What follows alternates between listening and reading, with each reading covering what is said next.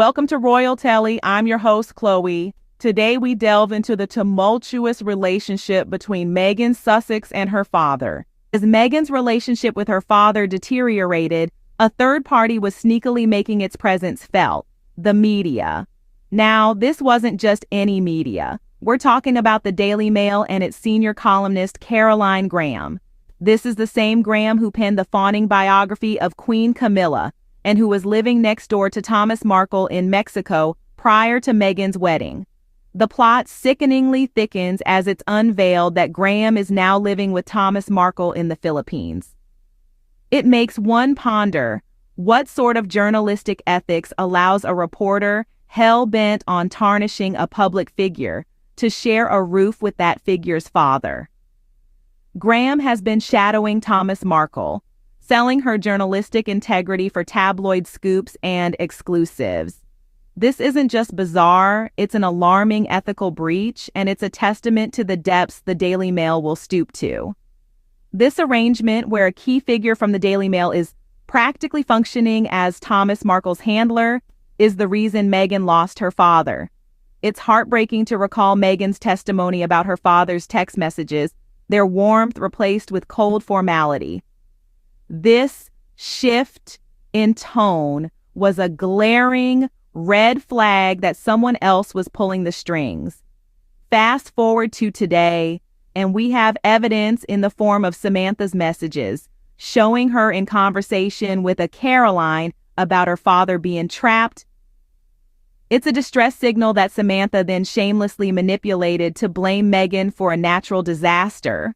Meghan's claim that she lost her father wasn't a hyperbole. It was the painful truth. How can you have a relationship with your father when his phone is essentially the Daily Mail's hotline? The sad reality is that Thomas Markle made his choice. He chose to align with those who are paid to attack his own daughter over his own flesh and blood. This ghoulish, mercenary behavior is a masterclass in media manipulation and the reason why Prince Harry and Meghan had to cut all ties. They didn't abandon a family, they escaped a self-serving, poisonous cabal.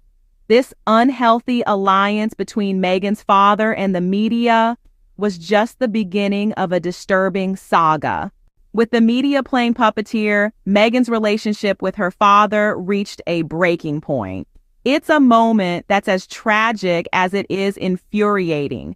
The media, in their relentless pursuit of a narrative, successfully managed to drive a wedge between a father and his daughter. Let's take a closer look at these pieces of evidence, shall we? Samantha Markle's tweets, as outlandish as they may seem, reveal a disturbing truth. The media had such a firm grip on Thomas Markle that his own words, his own thoughts were no longer his own. Instead, they were crafted by the Daily Mail's Caroline Graham, a woman so obsessed with destroying Meghan Sussex that she moved in with her target's father. This is not just an overstep. It's a clear violation of journalistic ethics. It's a gross misuse of power, all for the sake of a few tabloid headlines. But perhaps the most heart-wrenching part of this saga is the change in Thomas Markle's messages to his daughter. No more warm, fatherly texts filled with loving emojis and endearing nicknames. Only cold, formal language that reeked of someone else's influence. And what about the messages Samantha sent to a certain Caroline about her father being trapped, or her audacious attempt to blame Meghan for a natural disaster? These actions speak volumes about the lengths the media would go to control the narrative.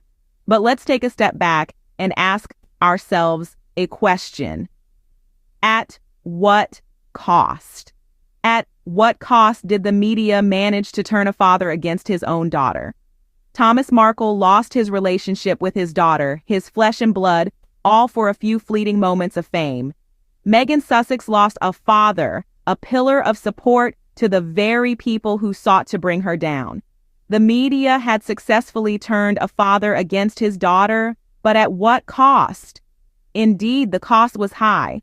A relationship was shattered, a family was torn apart, and all for the sake of a story. A story that, in the end, revealed more about the media's manipulation than it did about Meghan Sussex and her father. The damage was done. Meghan's father had chosen the media over his own daughter. This decision had a profound impact, not only on the personal relationship between Meghan and her father, but also on the public's perception of the Sussexes. It was a decisive moment that marked a turning point in Meghan's life. The media manipulation had severe consequences. Meghan was left with no choice but to cut ties with her father, a decision that was made even more painful by the public scrutiny it attracted. The media, ever eager to amplify the drama, fueled the fire, painting Meghan as the villain. They ignored the fact that this was a woman, a daughter, forced into an impossible situation by the very industry that was now criticizing her. The fallout was immense. Meghan and Prince Harry faced a barrage of negative press. Every move they made, every decision they took was under the microscope. The media's relentless pursuit of scandal and sensationalism only deepened the chasm between Meghan and her father, making reconciliation an increasingly remote possibility. But amidst this turmoil, Meghan and Prince Harry found strength in each other.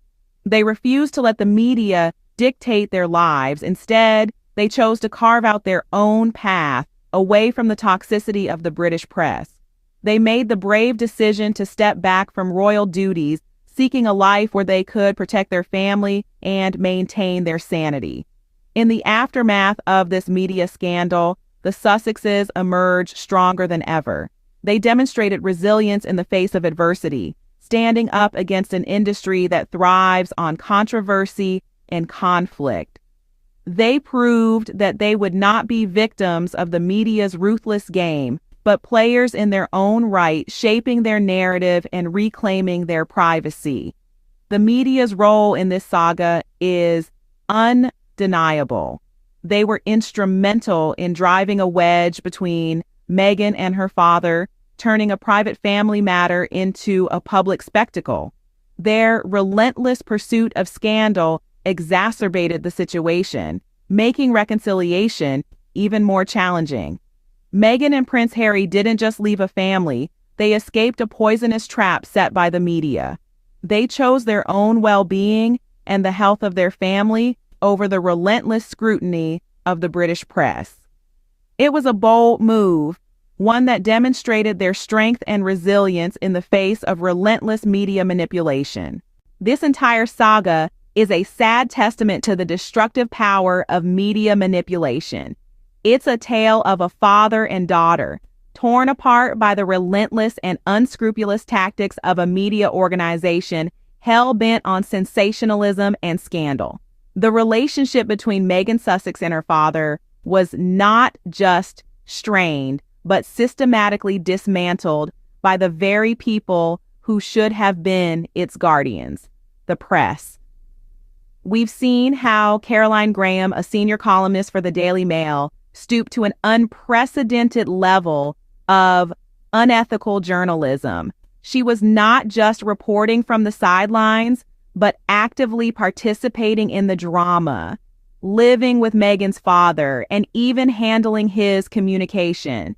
This is not just a violation of journalistic ethics. It's an assault on the private life of a public figure. Furthermore, this saga has revealed the true face of Samantha Markle, Meghan's half-sister, who has been accused of colluding with the media to tarnish Meghan's reputation. It's a stark reminder of how family ties can be exploited for personal gain and media attention. But perhaps the most heartbreaking element of this saga is the loss Meghan has experienced. She hasn't just lost a father in a traditional sense, she's lost him to the very people who have made her life a living nightmare. It's a tragic irony that her father's phone is now a direct line to her stalkers. So, what does this mean for other public figures? It's a warning that the media can be a destructive force, capable of tearing apart relationships and invading the most private aspects of their lives. It's a call for stronger protections for public figures and a demand for more ethical journalism. As we conclude, let's remember the strength and resilience of Meghan Sussex. Despite the media's relentless attacks, she continues to rise above the drama, focusing on her work and family. It's a testament to her character and a beacon of hope for others facing similar struggles. Thank you for joining us on Royal Telly. Don't forget to like, comment, and subscribe. I'm Chloe, signing off until next time, where we will continue to celebrate and support the amazing work of the Sussexes.